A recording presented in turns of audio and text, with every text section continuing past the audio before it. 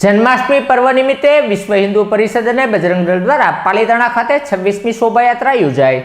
વિશ્વ હિન્દુ પરિષદ અને બજરંગ દળ દ્વારા પાલીતાણા ખાતે 26મી શોભાયાત્રાનું આયોજન કરવામાં આવ્યું હતું। આ પ્રસંગે કેન્દ્રીય મંત્રી ડોક્ટર મનસુખભાઈ માંડવિયા, મંત્રી નીમુબેન બાંભણિયા સહિતના મહાનુભાવો ઉપસ્થિત રહ્યા હતા, જેમની ઉપસ્થિતિમાં વાતે ગાતે ભગવાન કૃષ્ણની શોભાયાત્રાનો પ્રારંભ કરવામાં આવ્યો હતો। આ શોભાયાત્રા પાલીતાણાના શહેરના વિસ્તારમાં ફરી હતી, જેના દર્શનનો લાવો લઈ ભાવિકો ધન્ય બન્યા હતા।